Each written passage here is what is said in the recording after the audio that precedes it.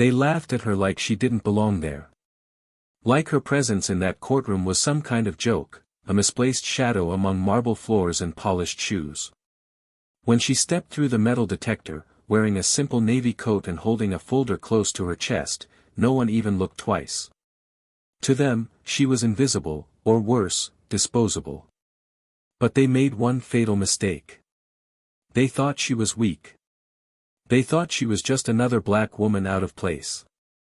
They had no idea who they were dealing with. The hallway buzzed with tension, as it always did when cases involving young black men were brought into that courtroom. That morning was no different. A teenager, 17, had been accused of resisting arrest, though the body cam footage had mysteriously gone missing. She was there to observe, quietly, from the back row. Just like she had done many times before. But something was different this time. Something had shifted. As the officers approached the bench, smirking and confident, one of them turned to her, his voice slicing through the room like a blade, "Ain't no seats left for protesters, sweetheart. You can wait outside with the others." His words were coated in smugness, like he'd rehearsed them. She didn't flinch. She held her gaze. That only made him push further. "I'm sorry, do you have business here? Or are you just here to cheer for the thug in handcuffs?" The room chuckled. A low, cruel sound that vibrated against the walls. The judge didn't say a word. The bailiff looked away. For a moment, the world stood still. Every eye in the room turned to her, not in sympathy, but in anticipation of her humiliation. Because in that moment, they all thought they knew her story. Another black woman trying to play hero. Another face to ignore. She took a breath. She wanted to scream. To yell that she had every right to be there, more than any of them. That she had earned her seat with more sweat and silence than they would ever understand. But she didn't. Not yet. Because the truth would come later, and when it came, it would burn through every inch of that courtroom. The officers leaned back in their chairs, whispering and laughing, confident in their power. They had done this before. Pushed just enough to humiliate, but not enough to be punished.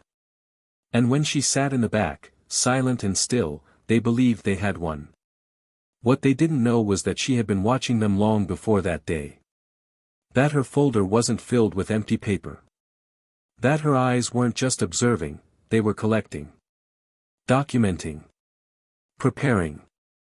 She had come not just for the boy on trial, but for them. For every whispered slur behind the badge. For every mistaken identity, every lost file, every uncooperative suspect. She had come for every black voice silenced in that courtroom, for every mother who had to bury a son while being told it was his fault. They had humiliated her publicly, made her feel small in front of strangers, questioned her presence like she was trespassing on justice itself. But she didn't walk away. She didn't break.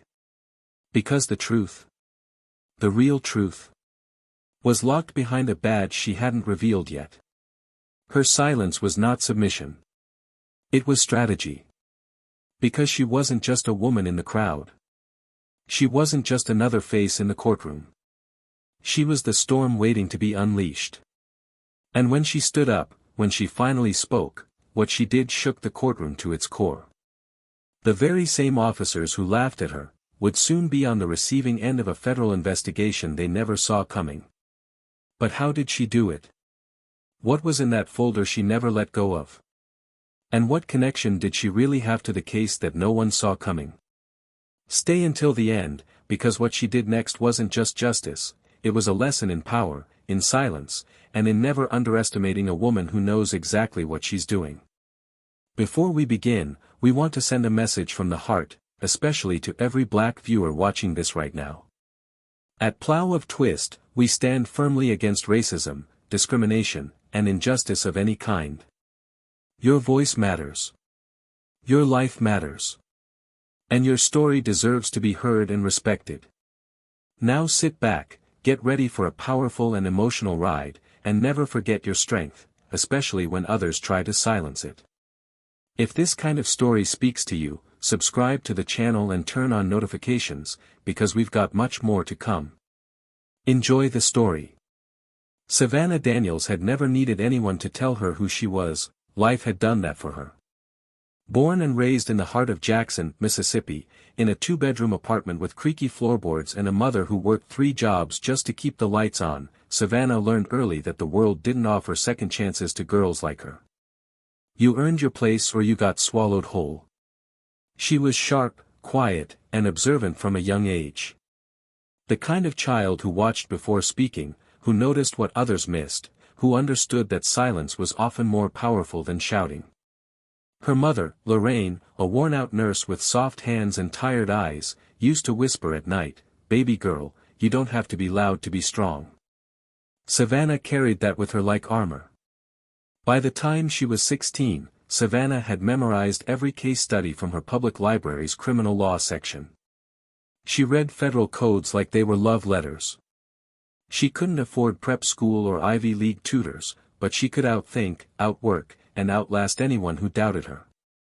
That quiet girl from Jackson became a woman who knew how to walk into a room and make her presence known, not through force, but through precision. That's what made her unstoppable. She moved to Chicago for college and never looked back. It wasn't easy, not with the whispers behind her back, the professors who assumed she was in the wrong classroom, the classmates who spoke over her or dismissed her completely, but Savannah didn't waste time fighting for validation. She was too busy proving she didn't need it. When she was accepted into the FBI training program, she didn't celebrate, she strategized. Because she understood that in a world built to exclude her, survival meant always staying 5 steps ahead. She wasn't just a black woman in law enforcement, she was the one they never saw coming. At 34, Savannah had built a career that most people didn't even know existed. Specializing in internal affairs and civil rights investigations, her job was to dig into the shadows of institutions and find the rot hiding behind polished badges and pretty speeches. She was methodical, relentless, and invisible when she needed to be. She didn't wear her job on her sleeve, didn't walk around flashing credentials. That wasn't her style. She preferred to blend in, and that's exactly how she ended up in Shreveport, Louisiana, at a courthouse that stank of sweat and systemic abuse. Shreveport wasn't new to scandal. The city had made national headlines more than once: a young black man tasered to death in custody, body cam footage accidentally erased, officers suspended with pay while investigations quietly disappeared. But nothing stuck. No one paid the price. That's when Savannah got the call. There were whispers about a group of officers operating like a gang, falsifying reports, targeting young black men, intimidating witnesses. One in particular had risen to the top of her radar, Officer Kenneth Branson. Branson was everything Savannah had come to expect from the type. Decorated, well-liked by his peers, first to show up at charity events, and last to leave when paperwork needed to be reviewed. But beneath the public image was a pattern of complaints too consistent to be coincidence: excessive force, aggressive language, arrests that led nowhere, evidence that went missing. He had a partner, too, Officer Wayne Cutler, a man who grinned too wide and talked too much, but always seemed to be in the right place when things went wrong. Savannah arrived in Shreveport under the radar. She didn't rent a government car. She didn't book a hotel under her name. She chose a small apartment on the edge of downtown, modest and forgettable. She introduced herself to no one. Her cover was tight, a freelance analyst contracted to observe courtroom procedures. She started by attending hearings quietly, always sitting in the back, always taking notes, always listening. It was all about patterns. She wasn't there to make noise. Not yet. The courtroom where it all began was cold, the kind of cold that settles in your bones, not from temperature, but from indifference. Wood-paneled walls, dusty flags, and a judge who wore his disinterest like a robe. Savannah had already spent weeks sitting through cases, watching the same officers testify, noticing how their stories aligned just a little too perfectly. She wasn't ready to make a move. But that day, the day they pushed her, something shifted. The defendant was a 17-year-old named Malik Thompson. No priors, straight-A student, part-time cashier at a gas station. He had been stopped walking home from work. Branson claimed Malik had resisted arrest. Cutler added that he had seen the teen reach for something in his waistband. No weapon was found. No drugs. Just a backpack with schoolbooks and a half-eaten granola bar. Savannah had seen this pattern before. It was always the same: stop, provoke, arrest, justify. She had barely stepped into the courthouse lobby when it started. Officer Branson saw her first. His eyes narrowed, his lips curled into that familiar smile, the one that wasn't a smile at all. He walked over slowly, with the confidence of someone who thought the world belonged to him. "Ma'am," he said, exaggerating the syllable like it was a joke, "this area's for trial personnel only. Visitors can watch from the overflow room." Savannah looked up from her file, cool and unbothered. "I have clearance to be in this room," she replied. Branson raised his eyebrows, leaned in a little closer. "Clearance, huh? You look more like someone here to make noise. Don't worry, we'll keep the handcuffs off, unless you get rowdy." His voice wasn't loud, but it didn't need to be. People heard. Laughter followed. Cutler stood a few feet away, watching, grinning. He added, "Don't take it personal. We just got enough folks here pretending they're lawyers. Don't need another one." Savannah didn't flinch. But inside, a familiar burn rose through her chest. Not shame. Not fear. Something else. Something quieter. Calculated. She said nothing more. Just walked to the back of the courtroom and took her seat. They thought they'd put her in her place. Thought she'd shrink away like others had. But what they didn't understand, what they couldn't understand, was that Savannah Daniels had been built in the fire of moments just like this. Her silence wasn't surrender. It was the beginning of something they couldn't stop. She watched every movement. Every word. Branson took the stand and told the same story he always did. Calm. Composed. Believable. Cutler backed it up. The prosecutor barely asked questions. The defense attorney tried, but he was outmatched. The judge nodded absently. The jury looked bored. It was all so routine. Savannah took notes. Not just on the words, but on the pauses, the glances, the shifts in tone. She could see it all, the choreography of corruption. And behind it, the arrogance of men who believed the system would always protect them. When court adjourned, Branson passed by her seat again. This time he didn't speak. Just looked at her with the smirk of someone who thought he'd won. And in that moment, Savannah made a decision. Not to walk away. Not to report what she'd seen in some quiet memo. No. She decided to end this, fully, publicly, and without mercy. But not yet. Timing was everything. Because Savannah Daniels didn't fight battles.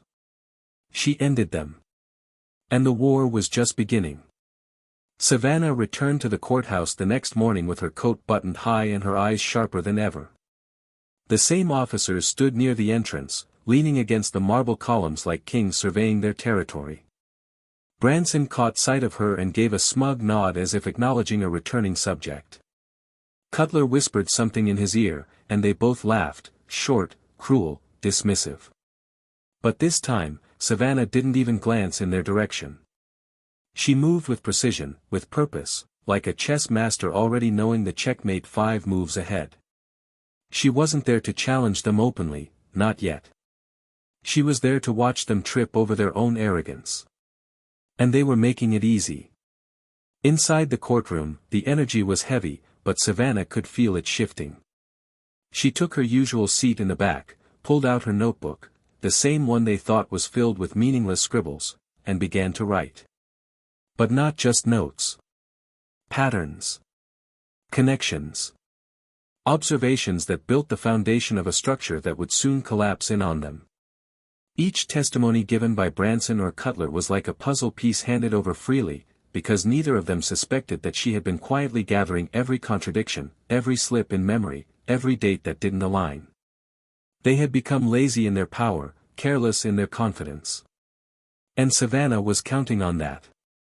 Later that afternoon, during recess, Savannah stepped out into the hallway, where voices echoed off the high ceilings.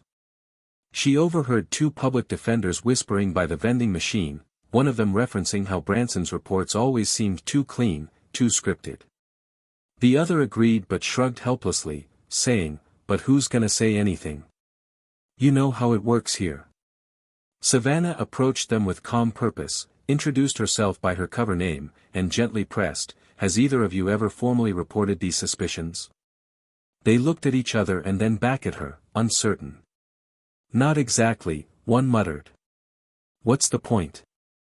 That was the moment Savannah knew she was standing in the middle of a city that had been holding its breath for years, afraid to speak, to act, to hope. She wasn't just building a case anymore. She was lighting a fuse. That evening, in her apartment, Savannah pored over the files again. The evidence was there, not in one smoking gun, but in 1,000 paper cuts. Arrest reports altered in the same handwriting. Body cam footage missing at the same time every week. Witness statements ignored or mysteriously discredited. Patterns of excessive force tied to vague descriptions. Dozens of young men, mostly black, whose names had been buried in bureaucracy. The next step was riskier. She made encrypted calls, activated contacts within the bureau, submitted formal requests for internal documentation using federal clearance hidden behind layers of anonymity. She asked for everything: Branson's complaint history, Cutler's disciplinary files, the court-sealed reports, even internal emails from the department. Within days, it started trickling in. She wasn't just collecting stories anymore. She was building a weapon. 2 days later, during another session, Savannah observed Branson as he took the stand in a different case, another young man, same allegations. This time, the prosecutor leaned harder on the narrative, and the defense attorney stumbled. Savannah watched the way Branson looked at the defendant, like he wasn't a human being, just a task to complete. That dehumanization, that cold detachment, ignited something deeper in her. She clenched her pen tightly, forcing herself to stay still as Branson calmly told the court that the teen had resisted, that he had feared for his safety, that it was all by the book. Lies, polished and packaged, dressed as law. After the hearing, Savannah made her move. She approached the clerk's office under the guise of requesting public records. The woman behind the desk, older and suspicious, asked her what she was looking for. Savannah gave her a tight smile and said, "Everything on the Thompson case." The clerk hesitated. "There's not much. Evidence was sealed. Some footage lost." Savannah nodded, as if she didn't already know.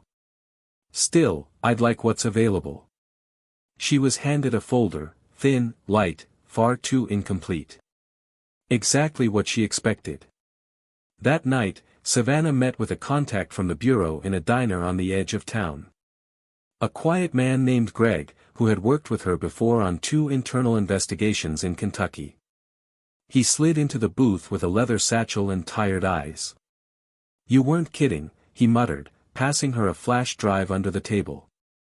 "Their record-keeping is a disaster. But there's something else. You're not the only one watching them." Savannah looked up sharply. "Who else?" Greg hesitated, then leaned in. "There's chatter from Washington. Someone wants to keep this buried. The deeper you dig, the more dangerous it gets."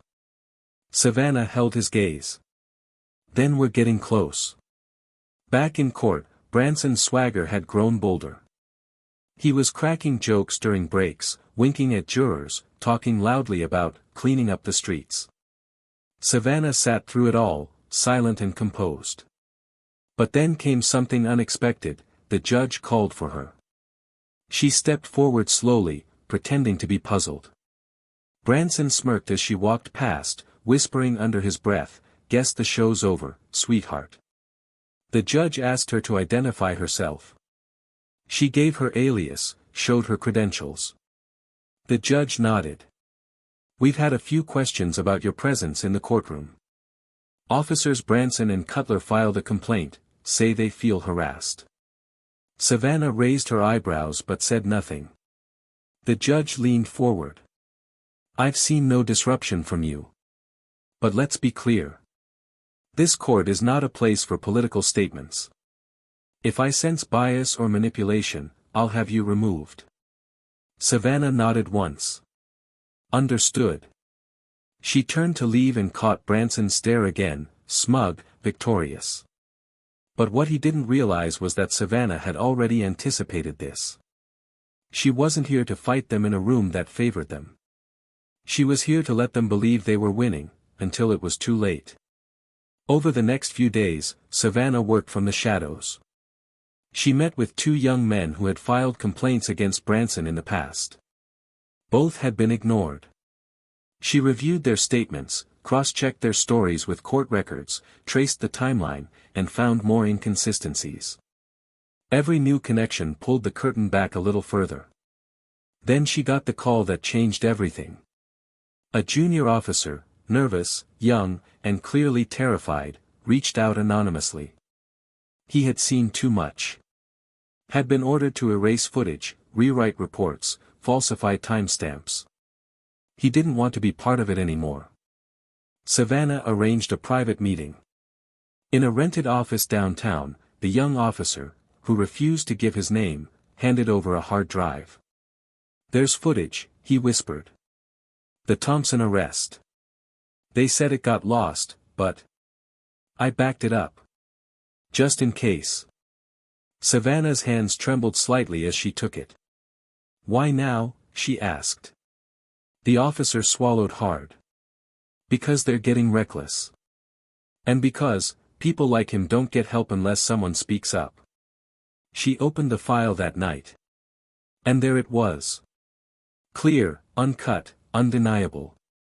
The entire arrest, from start to finish. Malik never resisted. Never threatened. Never even raised his voice. Branson and Cutler had lied, again, and this time, there was no escaping it. Savannah sat back in her chair, heart pounding, breath shallow. She had what she needed. The truth. The proof. And the power. The next morning, Savannah entered the courthouse different. Not visibly, still calm, still silent, but underneath, she was electric. Alive. Branson saw her. Smirked again. Whispered something to Cutler. They both laughed. But something in Savannah's gaze made Branson falter for the briefest moment. The quiet wasn't silence anymore. It was thunder waiting to explode. Because the courtroom was about to become the stage of their downfall. And the woman they tried to humiliate. She was ready to pull the trigger. The day began like all the others had. The courthouse buzzed with the same worn rhythm, fluorescent lights humming, footsteps echoing down narrow halls, and lawyers shuffling past each other with papers tucked under their arms like shields. Savannah sat in the back of the courtroom again, in the same seat, coat draped over her lap, eyes fixed on the bench. From a distance, she looked like just another spectator, but beneath that stillness, her body thrummed with anticipation. The time for gathering, for waiting, for absorbing was over. The hour had come to set it all in motion. She had chosen this day for a reason, because the weight of the lies could no longer hold under their own gravity. Branson strutted in first, cocky as ever, nodding toward a familiar face in the gallery. His badge glinted under the overhead light, and he adjusted his belt like he was preparing for a show he'd already won.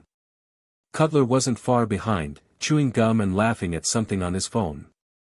They moved like untouchable men, practiced and polished, playing the part of heroes. But Savannah didn't move. Not yet. She waited, timed each breath with the rhythm of the room, her fingers brushing against the edge of the folder beside her. When the case was called, she rose from her seat. Calm. Intentional. The room barely noticed at first. The judge peered over his glasses, mildly surprised, but before he could ask why she was approaching, Savannah's voice filled the courtroom. level, firm, and unshaken. Your Honor, I'd like to address the court under federal authority. Effective immediately. The murmur was instant. The defense attorney turned in his chair. The prosecutor frowned. Branson's smirk cracked ever so slightly. The judge leaned forward, brows knitted. And who exactly do you represent, ma'am? Savannah reached into her coat pocket and pulled out her badge, a clean, gold flash of power, and held it up for the room to see. Special Agent Savannah Daniels. FBI Internal Affairs Division. Case number 840-C, filed under the Civil Rights Enforcement Unit. Silence fell so hard it rang in the ears. For a few seconds, it was as if time had stopped. Cutler's gum fell from his mouth. Branson froze mid-shift. The judge straightened, his face paling. Excuse me. Savannah stepped further into the center. I've been embedded in this courthouse for the past 32 days as part of a federal investigation into perjury, unlawful arrests, abuse of authority, and obstruction of justice. This courtroom, Your Honor, has been under surveillance, and the testimony of officers Branson and Cutler in multiple cases, including the current one, has been deemed falsified. Branson shot up from his seat, face red, voice raised. This is some kind of setup. Who the hell do you think you are, walking in here with? Savannah cut him off with a glance so sharp it made him falter. You know exactly who I am, Officer Branson. And you know what you've done. The judge struggled to regain control. Agent Daniels, if this is legitimate, I need documentation. I have it here, she said, placing a thick folder on the bench. Signed warrants. Surveillance records. Testimonies from prior victims. And a recovered video file from the arrest of Malik Thompson, which shows no resistance, no threat, and no justification for the use of force applied by officers Branson and Cutler. The courtroom erupted. Reporters rushed forward. The prosecutor's eyes widened as he whispered frantically to his aide. Branson's mouth opened, then closed, then opened again. You can't, this is insane, I've served this city for years. Savannah turned to face him. Exactly. And for years, you've used that service as a shield for your abuse. For the lives you've destroyed, the voices you silenced, the truth you twisted. Cutler, pale now, stepped back, his voice barely a whisper. We didn't, we were following protocol. Savannah's voice never rose, but each word landed like a gavel. You created your own protocol. You wrote your own version of justice. But that ends now. The judge ordered the courtroom cleared for review of evidence, but it was too late. The story had cracked open. The truth wasn't just a file on a table, it was alive, roaring through every corner of that building. And Savannah stood at its center, not as a victim, not as a silent observer, but as the force they never saw coming. When the doors closed and the footage played, no one breathed. The screen showed Malik being pushed against the wall, hands up, body language submissive. Branson shouting commands before the boy could even respond. Cutler reaching for his taser without cause. The grainy image was clear enough, the lie unraveled in seconds. The judge sank into his seat, rubbing his temples. Jesus Christ, Savannah leaned in, voice low. This is one arrest. There are 32 others. All with similar patterns. And every single one is tied to these officers. Branson's attorney, who had just entered, pulled him aside, whispering with urgent intensity. But the damage had been done. His career, his illusion of invincibility, his power, all lay shattered on the floor like broken glass. And for the first time, Savannah allowed herself a small breath. Not of relief, not yet. But of control. She had turned the table. And she wasn't done. As the judge called for an emergency recess, ordering both officers into custody pending further inquiry, Branson's voice turned venomous. You planned this. You came here just to ruin me. Savannah met his eyes one last time. No. You ruined yourself. I just turned on the light. Outside the courthouse, cameras were already flashing. News vans had swarmed. Reporters shouted questions. But Savannah didn't stop. She walked past them all, coat buttoned, shoulders straight, expression unreadable. Inside, chaos reigned. But she had done what no one else dared. And as she reached the corner of the block, her phone buzzed, a message from her bureau contact. One down. Are you ready for the others? Savannah didn't hesitate before replying. More than ready. Because the war wasn't over. It was just getting started. As the courtroom doors slammed shut behind the bailiffs escorting Branson and Cutler into holding, the air remained thick with disbelief. Even with the noise outside, the muffled chaos of reporters scrambling for a statement, the crowd beginning to gather on the courthouse steps, inside those four walls, the silence was deafening. The judge sat at the bench, still absorbing the weight of what had just unfolded. His gavel rested unused, hands trembling slightly as they hovered over the stack of documents Savannah had submitted. Around him, clerks whispered in stunned confusion, while attorneys on both sides struggled to comprehend how they had missed all of it. But Savannah stood still, unmoved, her presence anchoring the room. Her voice didn't have to rise to dominate the space. She had already claimed it by truth alone. After a long pause, the judge finally looked up at her, and what had once been mild annoyance was now replaced with visible discomfort. His tone was quieter, lower. Agent Daniels, what happens next? Savannah didn't blink. The Bureau has issued formal charges for both officers. They'll remain in custody pending arraignment. Their service records will be audited, along with all cases where their testimonies influenced sentencing. This court will receive a federal oversight review beginning next week. This entire system, Your Honor, is under scrutiny now. The judge leaned back slowly in his chair, exhaling like a man just told the roof above him was gone. And you orchestrated all of this? Savannah didn't hesitate. No, Your Honor. They did. I just watched and listened. She stepped away from the bench and made her way down the center aisle. The families who had watched quietly from the gallery, many of whom had sat through years of silent grief and unanswered questions, now looked at her with something unfamiliar. It wasn't shock. It was the beginning of relief. One woman stood up, hands clasped over her chest, eyes brimming. Her voice cracked. Was it you who found the footage? Savannah paused, nodded softly.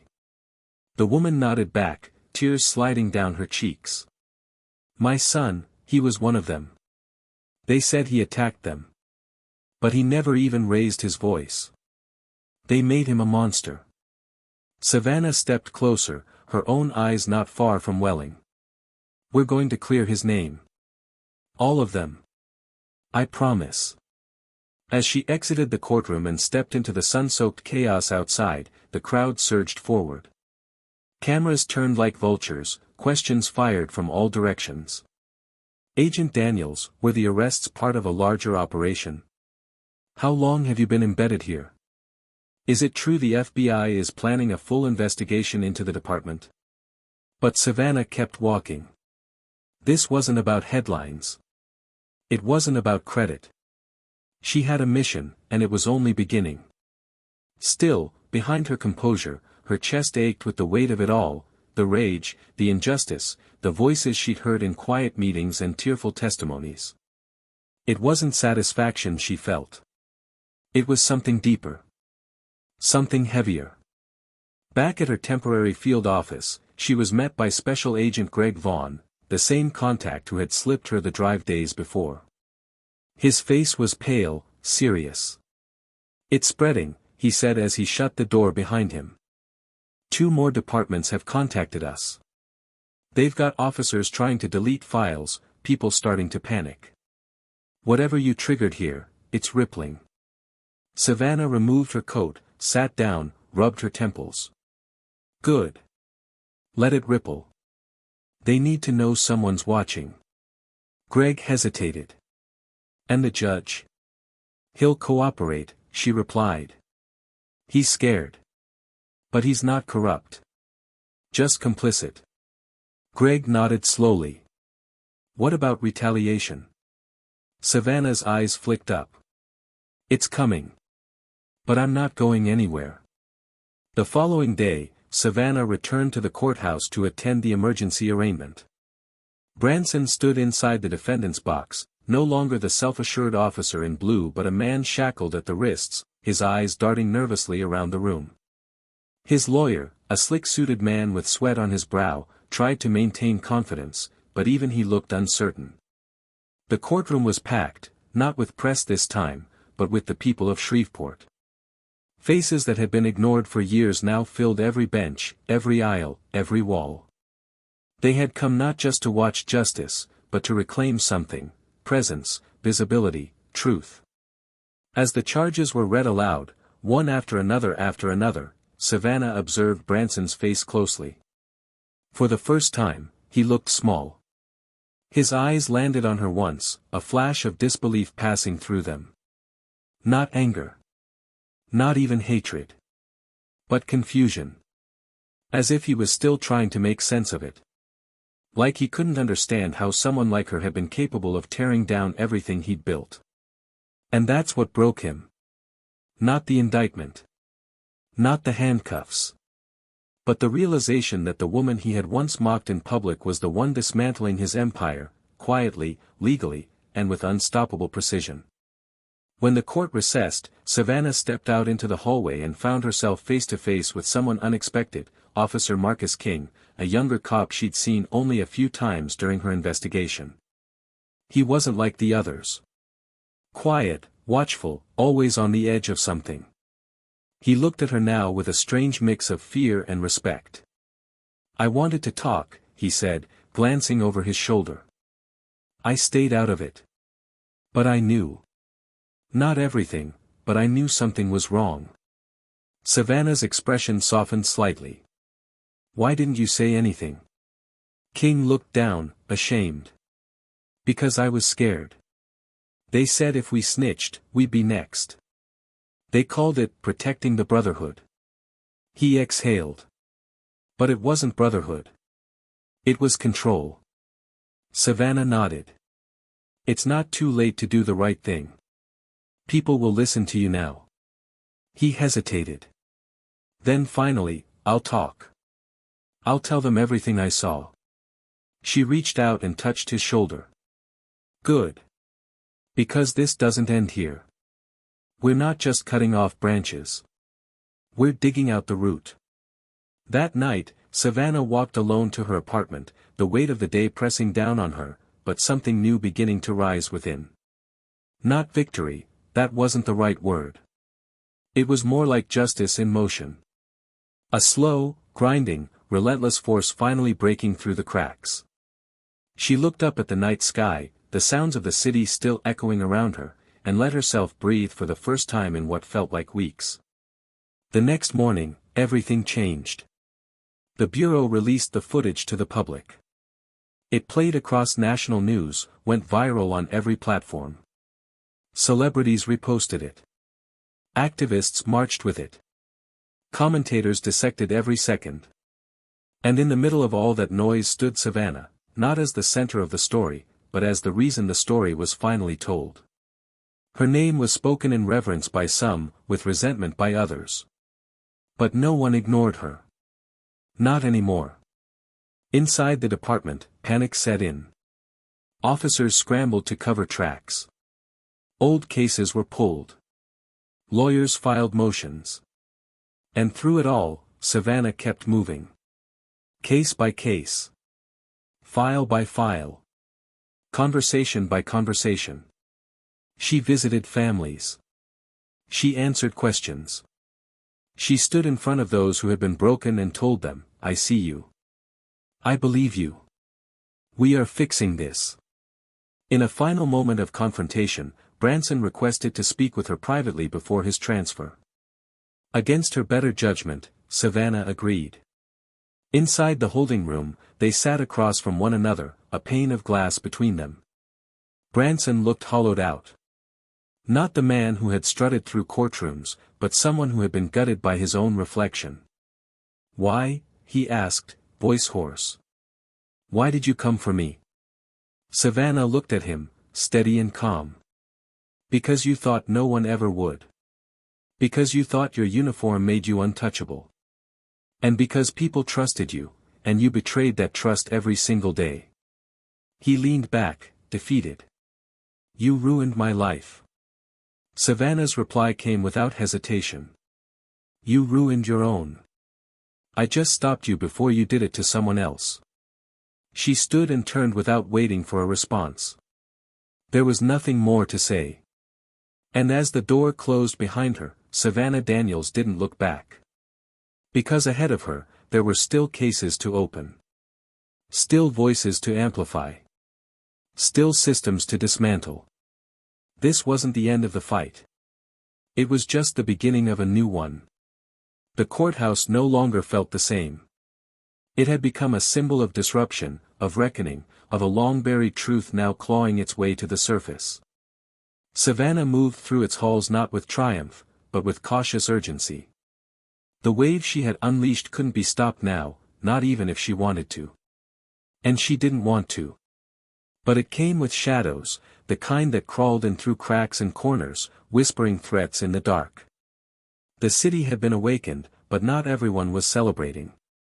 There were quiet murmurs of betrayal within the department, fractured loyalties bubbling beneath the surface. Officers who had once joked with Branson now sat in tense silence during briefings, unsure where the line was anymore, unsure if they'd crossed it themselves. Some of them feared exposure. Others feared change. Savannah had become both feared and revered, a name spoken with admiration in some corners and contempt in others.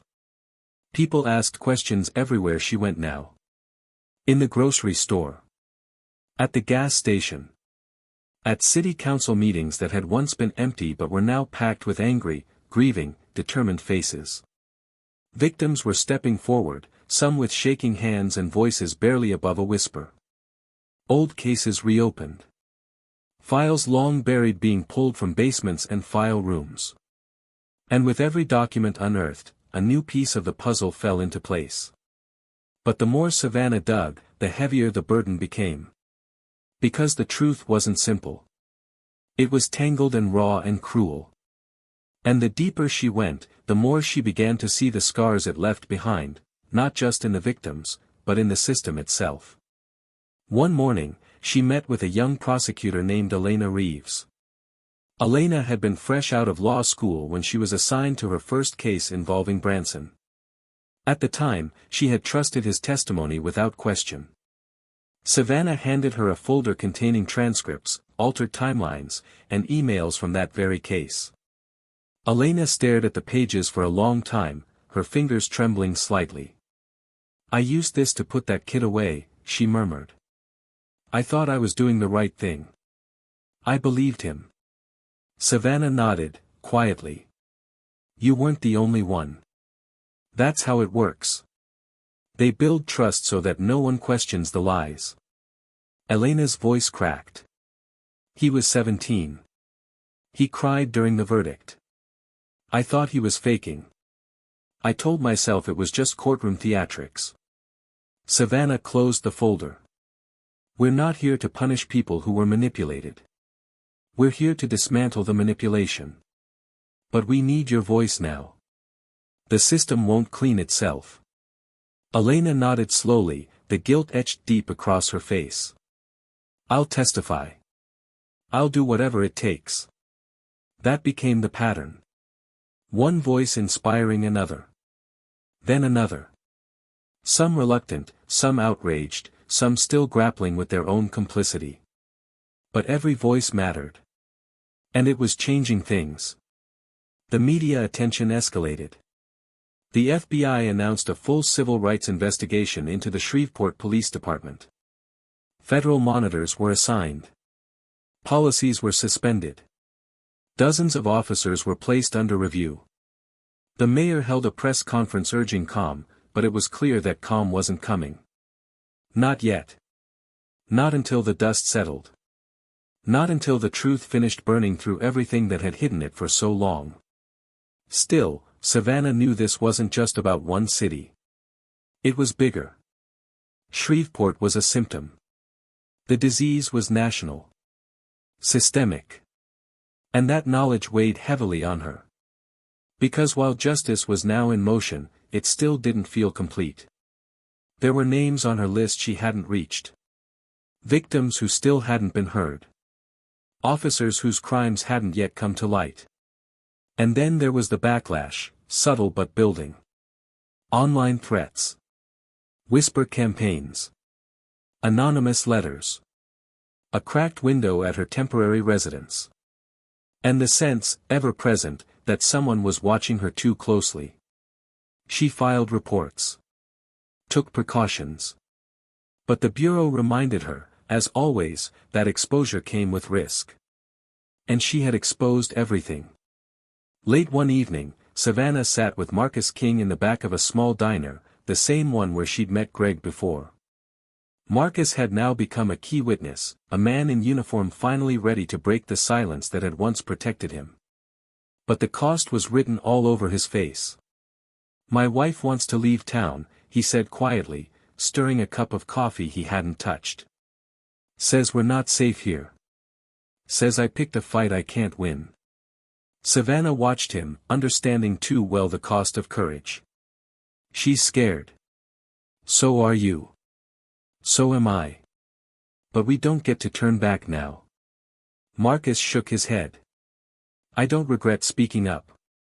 I just wish it didn't feel like I signed our family's eviction notice." There was no easy answer to that. Savannah knew the cost of justice wasn't paid only by the guilty. The innocent often bore the weight too. And that was the dilemma that now lingered like smoke. Justice demanded light, but the fire that revealed it could scorch everything in its path. She wondered how many more cities would resist it. How many more people would suffer for the sake of protecting the illusion. Because that's what Branson had been, an illusion of order, of integrity, of protection. And how many others like him still wore their badges like masks. A few days later, Savannah stood at the front of a town hall meeting. Rows of community members sat facing her, their faces weary but watchful.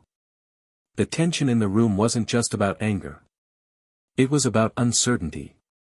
An older man in the front row stood up, his cane tapping against the linoleum floor. "Ma'am, I got a question," he said, voice steady despite the fatigue in it. "You say you're here to fix things. But what happens when you leave? What happens when they come back angry? What happens to us then?" Savannah looked at him, then at everyone else. The silence waiting for her answer felt heavier than any courtroom. "This isn't about me staying," she said slowly. "It's about what we build while I'm here. What you protect after I'm gone. We've opened the door, but the work doesn't end with me. It starts with you." And there it was. The true conflict. Not between Savannah and Branson. Not between the FBI and the local department. But between the truth and the silence. Between the past and the future. The city was caught in that in-between now, unsure whether to mourn what it lost or rise into what it could become. And Savannah had to decide how far she was willing to go to push it forward. Back at headquarters, Greg handed her a list. "We've identified 5 additional officers tied to Branson's circle. 2 of them have already retained lawyers. The others are panicking. One's talking about retirement. Another skipped a deposition." Savannah studied the list. "We don't back off." Greg hesitated. "There's pressure from up top. They want to move on to the next city. Say this one's already a win." Savannah's jaw tensed. "It's not a win if we stop halfway. It's not justice if it's incomplete." Greg exhaled. "I figured you'd say that. I've got your back. But you should know, it's going to get uglier." She knew it would. And she was ready. Because the story wasn't over. The light had come in. The truth had been exposed. But now came the question, would the city embrace the fire it ignited, or try to snuff it out again? The final answer was still waiting. And Savannah wasn't leaving until it was written. Savannah stood alone in the evidence room late at night, fluorescent lights casting a sterile glow over rows of forgotten boxes and dust-covered files. She had requested to be alone here, not out of distrust, but because this room held the echoes of everything that had gone wrong, and she needed to hear them for herself. These files, these photographs, these reports filled with inconsistencies and cold signatures were more than paperwork.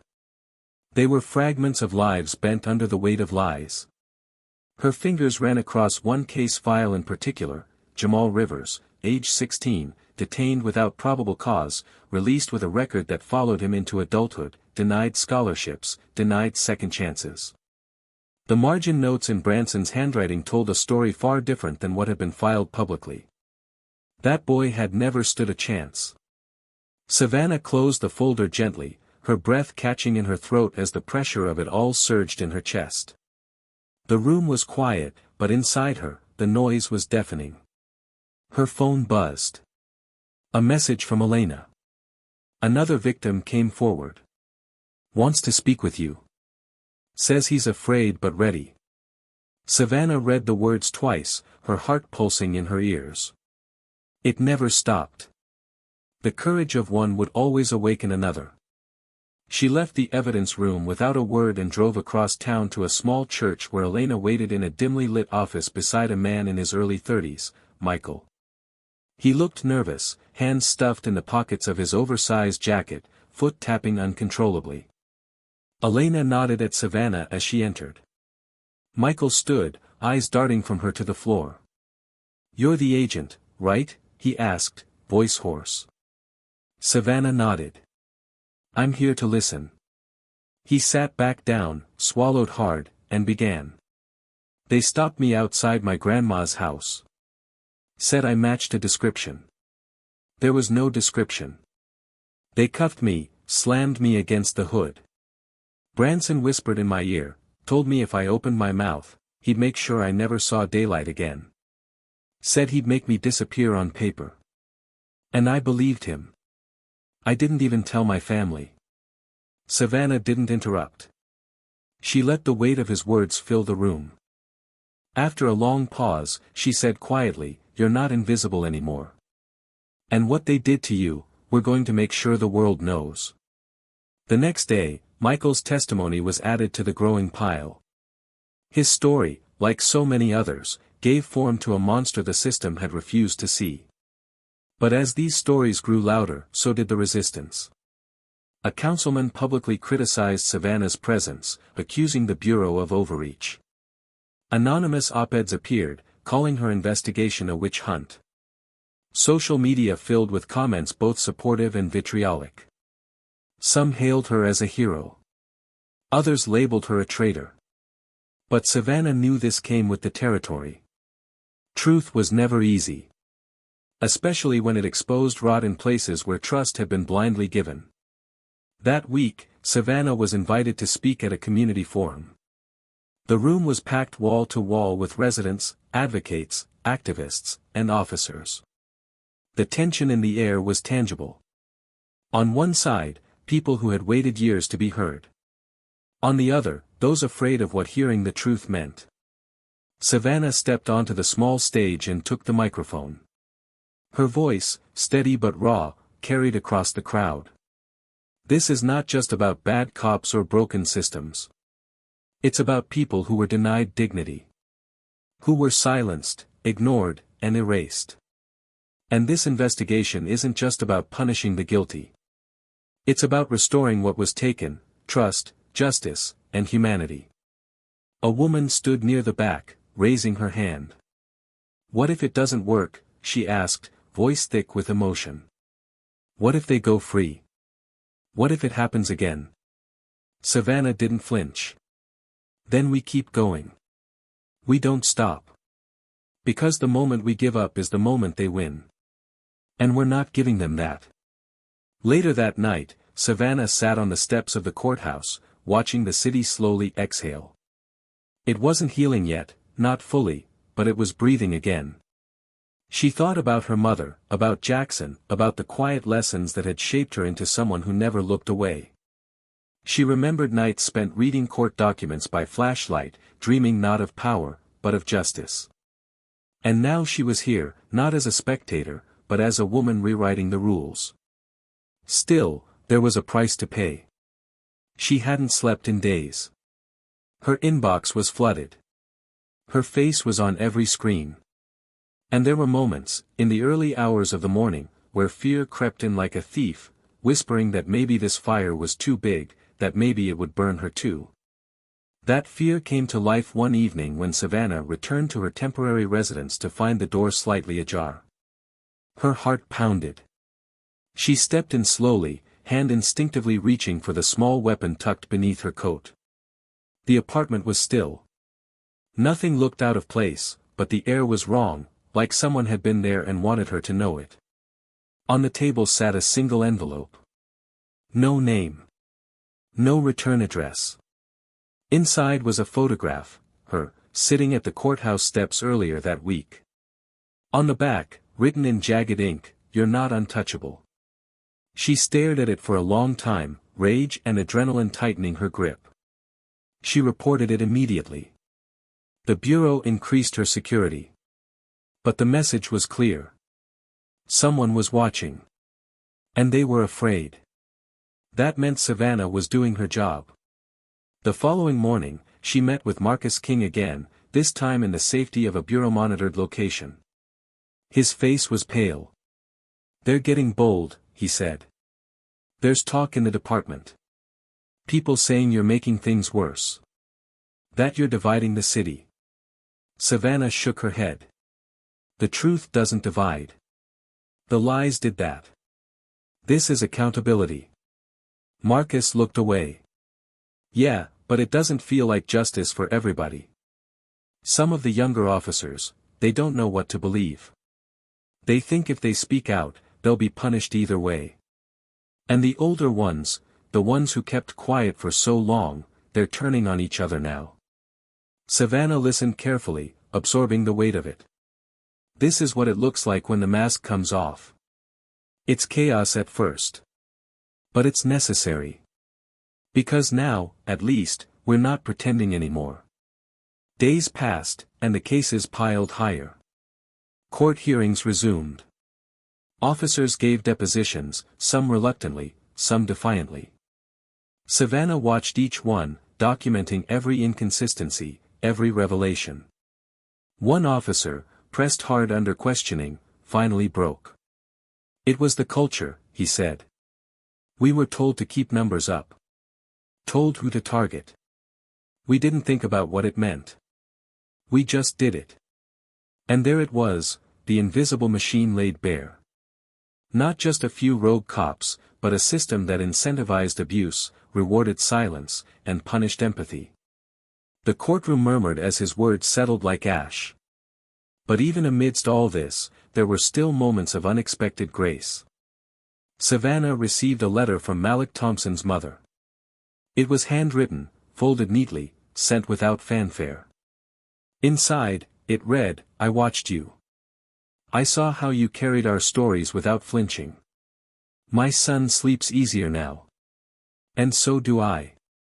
Savannah read the words 3 times, each sentence softening something in her that had been locked away since she arrived. She folded it carefully and placed it in her journal. It wasn't validation she needed. But that letter reminded her why she kept walking through fire. The final piece came from an unlikely source, a retired captain who had once worked alongside Branson. He reached out through a contact, requesting a private meeting. Savannah met him in a neutral location, unsure of what to expect. He was in his 70s, gray-haired, his badge long turned in. "I should have said something years ago," he began. "I saw it. Not all of it, but enough. I knew what Branson was becoming. And I didn't stop him. I didn't stop any of them." Savannah stared at him, torn between anger and exhaustion. "Why now?" The captain looked away. "Because I see what you're doing. And I want to help before I die with this guilt." I have journals. Notes. Things I never turned in. You can use them. She took the folder he slid across the table, eyes scanning the pages. It was all there. Names. Dates. Incidents. Proof. He looked at her once more before leaving. Make it count, he said. She would. Because the battle was still unfolding. And the reckoning had just begun. The courtroom was packed the morning the final verdicts came in. Not for Branson or Cutler this time, those had already been dealt with, their sentencing aired across every major outlet, but for the sweeping reforms that were being announced, the names being cleared, and the system that had begun to shake at its core. Savannah sat in the front row this time, not as an outsider, not as a silent observer, but as a witness to a justice that had been carved from stone with her own bare hands.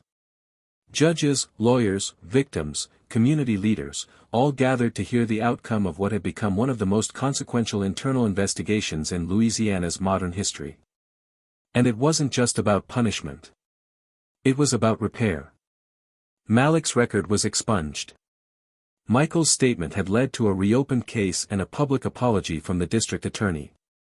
Families who had waited years finally received acknowledgement and restitution.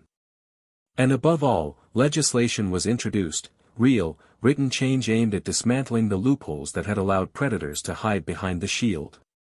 Branson, now inmate 267498, was serving a 10-year federal sentence without parole for civil rights violations, obstruction of justice, and falsification of legal documents. In the end, he didn't even try to fight.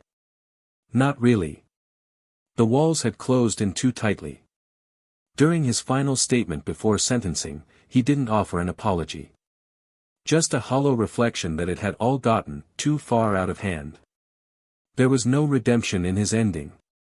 Only consequence. Cutler, who had tried to cooperate in the final stretch, received a lighter sentence but would never serve again in any law enforcement capacity. He had cried in court, claiming ignorance, claiming fear, but the record was too clear to allow pity to interfere with justice. Their badges, once symbols of authority, now hung in disgrace, evidence tags locked behind glass. Elena Reeves, the young prosecutor once naive to the corruption she was part of, became a powerful advocate for victims of wrongful prosecution. She used her guilt as fuel, testifying before Congress, rewriting protocol for how prosecutors handle testimony from officers flagged for misconduct. Her transformation wasn't instant, but it was sincere, and Savannah respected her for facing the truth rather than running from it. Marcus King, the young officer who risked everything to come forward, transferred to another department where transparency was being implemented from the top down. He moved his family to a safer area, but his voice remained active, speaking at academies, teaching rookies the cost of silence. He had walked through fire, and he was determined to make sure others didn't have to walk it alone. Savannah Daniels stood on the courthouse steps one last time, the sun high above her, the city quiet for once. The weight that had pressed into her spine for months had started to lift, though not entirely. There were still other cities, other cases. But Shreveport, this place that had tried to hide its rot under layers of tradition, had been cracked open, and something new had started to grow from it. Her time in the city was officially ending. The Bureau offered her a senior position overseeing national civil rights investigations. It was the type of job that came with recognition, power, and a platform she could use to shape how justice was handled from the inside out. But before she left, she made one final visit. She returned to the church where she'd first met Michael, and together they sat beneath the stained glass windows in silence. He thanked her, but she shook her head. "You spoke," she said. "I just listened." He smiled, a real one this time, and placed a small photo in her hand, a picture of him and his son at the park, smiling, carefree. "You gave him his father back," he said.